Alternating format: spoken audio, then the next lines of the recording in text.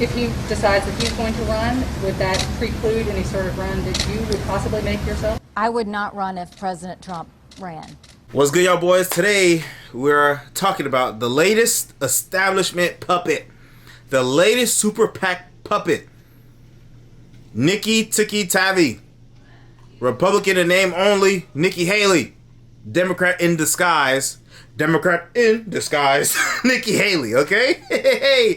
Because ever since the debate, her and the mainstream media has been running with this idea that Vivek Ramaswamy is a sexist because he called out three women, Nikki Haley, the NBC's Kristen Welker, and Ronald McDonald McDaniel, the president of the RNC, because obviously, as we know, criticizing women, critiquing women, telling women that they didn't do a good job at something is sexism. That means you hate them, right? We all know this. Duh. They didn't teach this in school. They didn't teach this in college. So she's been on, seems like a media trail, pushing this idea. And we're just going to jump in. She was on this podcast I never heard of with these four dudes who I don't like from what I saw in this clip. Vivek, is that, first of all, yes, it was personal, but he and I have major policy differences. Totally. You know, people keep saying, oh, they've got a thing. Yeah, it's called policy differences. We disagree on so much. Like, he thinks Israel can handle this on their own and we don't need to be. Yeah, he's America first and American citizens first. Oh, my gosh. There. He thinks you should get much. Like, he thinks Israel can handle this on their own and we don't need to be there. That's not what he said. What he said was Israel can defend itself and America doesn't have a say in it. Unless, if they want America's aid and help, whether it be financially or, let's say, you know, weapons, artillery, or actual soldiers, actual troops, then America gets a say in it. That's what he said. Not that America, you know, the bullshit she's peddling. He thinks you should give Ukraine to Russia and deal with it. He thinks we need. That's not what he said either. See, this is what they do, right? And it's so funny because people on both sides, they do this. So it's funny seeing her doing the tactics that her group would complain about, Democrats.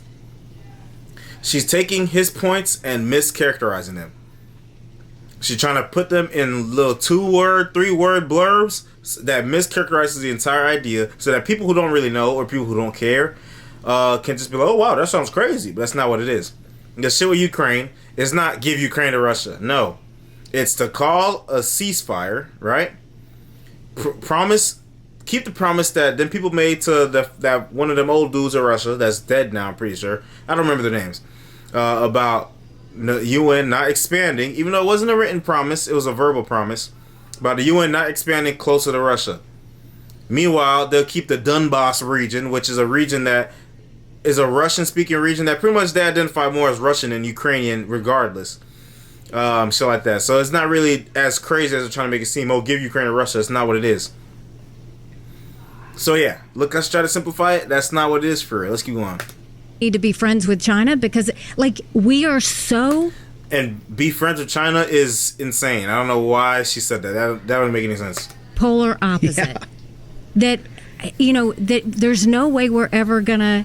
He managed to make the question about. And another thing too, you can tell when, like I said, I don't know this podcast, I don't know these guys, but a lot of these established people have not gone on a media run that Vivek Ramaswamy has been doing and is currently doing. So for someone who's as establishment as it gets, Nikki Haley, to go on someone's podcast and not like a news media platform or something, it's like, okay, they definitely got pre-approved questions. They definitely, you know, vetted who they would send her to. You know what I'm saying?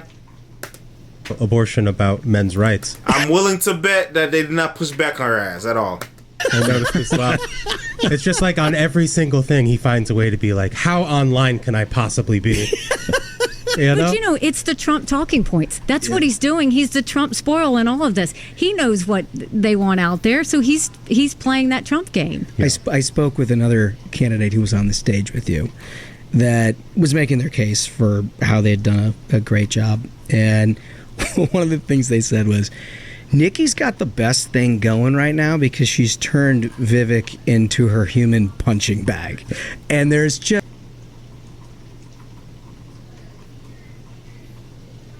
Yeah, that's how I know these guys are dumb, bro.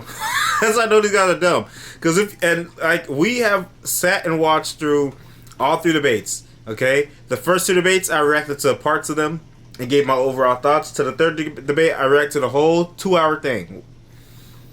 If you listen to what is being said, he is not her punching bag. The most she has done is say, is mischaracterize what he has said, his policy ideas, and call him dumb. It was the second debate, right? Every time I hear him speak, I get dumber every time. Ha ha, ad hominem attack. It's not pointing out anything of substance, right? It's not breaking down any policy idea and debating it. It's just saying that he's dumb. Okay. There's no way. And then the media backs her up. The establishment backs her up because they didn't think Vivek would be here this long.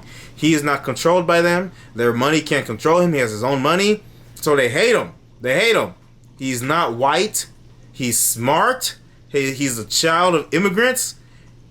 He is what, especially on the Democrat side, the liberals, he is the image of what they want. But he's Republican. You dig what I'm saying? Way around it. Every time she engages him, the rest of it doesn't matter what you're doing. And I found this watching the debate. You stop and you're like, hold on, wait a minute.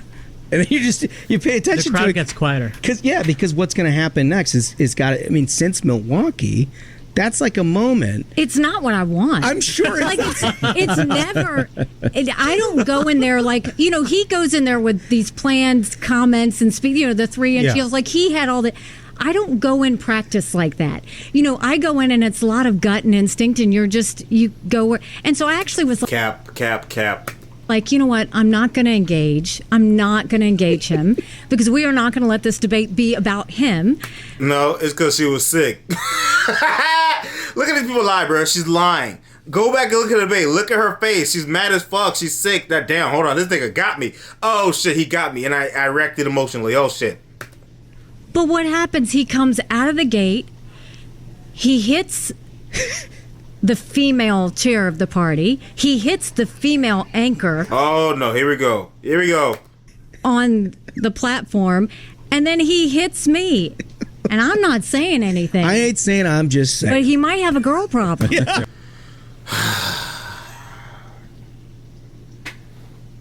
This is the shit that I hate, okay? There are women, obviously not all women, there are women that get into top positions or positions of power, and if they don't do a good job and receive criticism, they automatically assume, or not even assume, because some of them know, and they purposely say this. They act as if the criticism that they're getting from a man is because the man hates women or the man is sexist. You know what I'm saying? And it's so crazy to see a Republican resort to these dirty, stank, nasty, liberal, progressive tactics. These are the tactics of the party that she is not a part of. This is why I say she's Republican name only. This is why I say she's a Democrat in disguise, because what the fuck? He came at Ronald McDonald McDaniel because she has been in charge of the money of the RNC, and she's been in charge of the RNC, and yet Republicans have been failing time and time again, year after year after year. And it's okay, you're in charge, you're the one that's supposed to be helping in this regard, and we've been losing. Okay, you should be held accountable or fired or replaced. What you're doing is not working, hasn't been working for 4 years. Try someone new. Kristen Welker pushing that Russian collusion falsehood for years on whatever network you're on, NBC, one of them, whatever, about Trump, and she was right there. And for some reason, why would the RNC go and pick these random people from the mainstream liberal media to host the debate? You know what I'm saying? Like, that's crazy. Well, whose interest do you have at heart? You know what I'm saying? And then you, because she, Nikki Haley, has been coming after him literally every single time, calling him all types of names, all types of things to ridicule, to come at his intellect, to say that he's a novice, he doesn't know anything. That's what she's been coming after him off rip. He never called her out by name. The first time he said everyone's bought and paid for, but it didn't target her. The second one, he was trying to play Mr. Nice Guy, just be cool. And she came after him even harder. The third time he was in fucking off and was coming after her specifically, especially, but really came after everybody mostly. Not too much Chris Christie, Krispy Kreme Christie, because he didn't really say too much. Not too much Tim Scott, because he didn't really talk to him. But he said a little dig at DeSantis, just to be funny. And then was coming after her, because she's been the main one coming after him. Because Vivek was leading all of them, all up until now. And their prerogative was to attack him, because he's at the top. Now that he's dwindled down a little bit, which is a shame, but now it's getting to crunch time. Doug Burke-Burnham dropped out. Asa whatever dropped out. Mike Pence dropped out. Tim Scott dropped out like last week. Now it's DeSantis, Vivek, Nikki Haley, Chris Christie, and Trump. All right, and Trump's still leading it by a large margin. DeSantis is still number 2, but he's kind of dwindling down. Seems like the mainstream big donors are kind of looking at Nikki Haley now, because she's a fire spitter. Whoop. Vivek is too, they can't control him. They don't fund him. He funds himself. So it's like, whoa. We don't really like this guy. Hold on. This guy actually cares about Americans. He actually cares about America. He has ideas that would actually be beneficial. Whoa. His ideas are radical. Whoa. His ideas would shake up too many things. Oh, he wants to push nuclear power in America? Oh, we can't do that. Oh, no. Oh, he wants to get rid of 75% of the federal bureaucracy? Oh my gosh, we can't do that. He want to cut down the FBI? Oh no, the political arm, the personal arm of the political parties, mainly the Democrats. Okay, there's an article I was just reading. I'm probably gonna do a video on it, where the FBI has ex-members of the FBI have claimed that they have been targeting people who are religious that work there, and workers who are pro-Trump and shit like that. So you can't tell me nothing, bro. You can't tell me nothing. It's pretty obvious. The FBI has been used for political gain and political purposes since Martin Luther King, and probably, come on, bro, since all that. We all know this. Look what they was doing to the Black Panthers. Look how they was thinking of the black community. They wanted to stop the rise of another black messiah, so they would take people out like Malcolm X, like Martin Luther King, like Fred Hampton. Come on, bro. We know what time it is. You feel me? Whoever is the main group in charge, they will use them to do their bidding. The foot soldiers. There you go. That's what I was looking for. So yeah, I went on a little tangent there, but stuff like this makes me mad, because it's like, yo, are you stupid? And it's not even stupidity. It's just like it's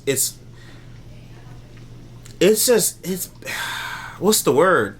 I don't want to say evil, but it's just purposely disingenuous. You know why he's criticizing who he's criticizing, and he said why, but you're trying to diminish it and make it seem like, oh, it's just because we're women, because we're female, because of our chromosomes. It's just such a lack of accountability. And stuff like this, I'm just going to say, it's why there are people who feel like, oh, women shouldn't be in these positions. And this is why. Now, me personally, I don't believe that, because I know plenty of women in top positions that do their job and do the job good. You know what I'm saying? I know plenty of boss bitches. They don't take no shit. But this type shit, where you start getting criticized and you start to fold and you immediately go to identity politics, like liberals, like the Democrats, it's so crazy to me. It's like, bro, what's up with you? If you're gonna be president, you're gonna go up against a lot of different people, different nations. What are you gonna say? Oh, Xi Jinping said something doesn't like America because there's a woman president. What the fuck? That's like, bro, we don't got time for that. We got time for real shit, geopolitical shit, money shit. You know what I'm saying? Economy, politics, policies, crazy shit, bro. Crazy. I really don't like that stuff, because imagine, like, bro, we can criticize men all day long and there's no excuse for it. You know what I'm saying? Or the criticism is because of the job they're doing. You're not doing a good job, you're gonna get criticized and called out. But if you're a woman, you're not doing a good job, oh, you can't say that because she's a woman. It's so crazy, bro. It's so crazy. And you can tell how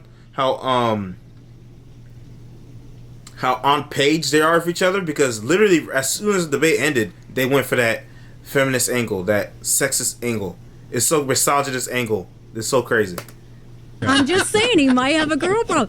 And so, when he did that, I'm like, is it going to be this kind of debate? And I really, if you notice, he said some things and I let it go. But there's just something about him that, like, you can't let it go because it's like, it's so against the values of America. It's so against, I believe in freedom and I believe in people's rights and all of those things. But he takes it to a level that's not trustful. Right. And What is she talking about? I've said it before. I don't trust him. I don't trust your ass. Your ass want to go to war. You getting bread from going to war. You want these niggas you want us to go to war so bad. You said, this is what she said. Israel doesn't need America. America needs Israel. What the fuck? What the fuck does America gain from Israel? Please tell me. Please tell me right now. But if you ask her that, she can't fucking tell you. I looked it up. Americans get the biggest import from Israel is diamonds and medical supplies, medical instruments. Okay? What are you talking about? I don't know what this lady talking about whenever she say that shit, bro. And just to this, that, I don't trust him. He's not trustworthy. I'm pro-freedom and pro-America, but he just takes it too far. What are you talking about taking it too far? Everything this man has said has been for America. Has been America first. All right? But there's a lot of these people that's in power that hate America or feel like America is the worst place in the world, which I'm not saying is perfect. It's definitely not perfect. The people in America, the people that run America have definitely done bad things, evil things, I'll say. From experimenting on people to disrupting others, other governments and other countries. For sure, I agree. But two things can be true. You know what I'm saying? If you look around, most people's hands in this world are covered in blood. I'm not excusing it, but it is what it is. I mean, analysis is not judgment. It is what it is. Not saying to ignore the bad things, but we got to acknowledge that there's good and there's bad. But it's so funny that she said that thing about freedom. You hear that comment about freedom? I'm all for freedom. Let's listen to it again. I believe in freedom, and I believe in freedom. She believes in freedom, huh? Well, you'll find this next clip very contradictory. What we need to remind Americans is anti-Semitism is no different than racism. They are both evil, and we don't want to have that happen. But let's go to the core of this. Anti-Semitism was always bubbling underneath the surface. But now we're seeing this massive exaggeration of it. But no one's talking about why. The truth is, if you look at I want to make one comment. It's so funny to see people like her and some of these other Republicans that are super pro-Israel to cry about anti-Semitism. Like, the extent that they're going to, like, it really feels like this is like a Democrat panel or some shit where they're talking about anti-Semitism, right? When people got mad at Kanye. But when it's something that's related to race, racism against black people, right? I do not see the same amount of energy. You know what I'm saying? Anytime they say racism is so evil, it's kind of like as a side to the main talking point. They just put it aside, like how she just did. We all know racism is evil, but anti-Semitism is like, bro, I didn't see nothing you had to say whenever black people got targeted or whenever a cop killed a black person unjustifiably. You know what I mean? Where were you at? Where were you at when the dude shot up that supermarket in Buffalo? And he said he was targeting black people, looking for black people to shoot. I didn't see you on no Fox News panel.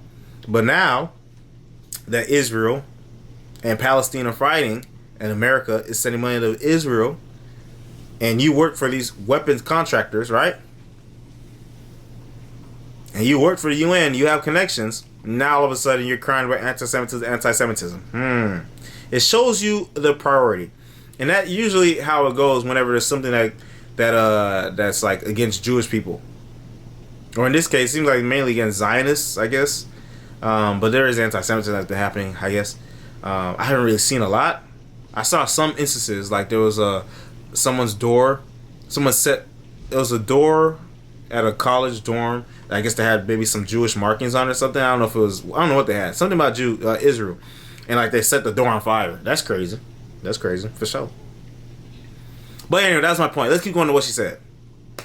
social media, the misinformation. My bad. The other thing I was going to say was when Kanye was talking about how there's a lot of Jews in the music industry that control a lot of things that go on, and sometimes he's not allowed to speak or say what he wants to say or do what he wants to do because they are trying to control his voice, and they try to control the media that they put out and the images of black people that they put out, the black community.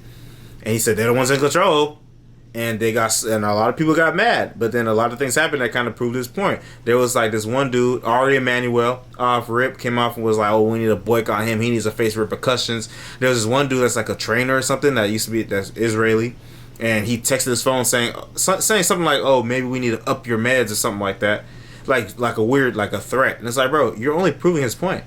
You see that, right? You're proving his point. It's crazy. But anyway, let's keep going. And the dramatic sides of social media are instigating this. Why? Because it's being pushed by Russia, China, Iran, and North Korea. It is why when I get into office, the first thing we have to do, social media companies, they have to show America their algorithms. Let us see why they're pushing what they're pushing. The second thing is every person on social media should be verified by their name. That's, first of all, it's a national security threat. When you do that, all of a sudden people have to stand by what they say, and it gets rid of the Russian bots, the Iranian bots, and the Chinese bots. And then you're going to get some civility when people know their name is next to what they say. Accountability. And they know their pastor and their family member is going to see it. It's going to help our kids, and it's going to help our country. You see that, right? Yes, every American citizen that uses social media needs to register their name, pretty much damn near register their names with the government. The government has to know everything. These social media companies have to turn over and show their business to everybody. Doesn't that sound similar? Pretty similar to the thing we was talking about that's going on in Canada. It's not the same, but it's in the same vein. Are they trying to? And it's so crazy hearing this coming from a Republican, right? You was just talking about you're pro freedom. You're all for freedom. That don't sound like freedom to me, okay? Yes, it's true there are bots on social media that push a lot of stuff, right? That's true. But that is the price of freedom. That is the cost of freedom. That some people will be free to do bad things, right? And as far as I understood, a lot of people would not trade their freedom for security. You dig what I'm saying? They would not trade their privacy for security. But scare people enough and they'll do it. What they're trying to do is scare people into being for something like this. It doesn't make sense. Because, yes, everyone needs to know who you are. The government needs to know who you are when you're saying something online. Now, what happens if you say something the government doesn't like? Like, come on, bro. All you're doing is giving conspiracy theorists fuel to their fire. And it's so crazy to see this person, Nikki Haley, is pushing this. Isn't that so crazy? Isn't that insane in the membrane? And that's the main thing about it. Like, what is the like when you hear this, when you hear her saying these things, you sound just like the Democrats that you complain about, the liberals that you complain about. I seen Black Conservative Perspective, Greg Foreman talking about this same topic, and he showed a clip of a Democrat pushing for the same thing. Listen, look. We're very focused on the data we're collecting from surveillance efforts. We have launched an effort to be able to counter some of the negativity and reach out to people when we see hate speech being spoken about on online platforms.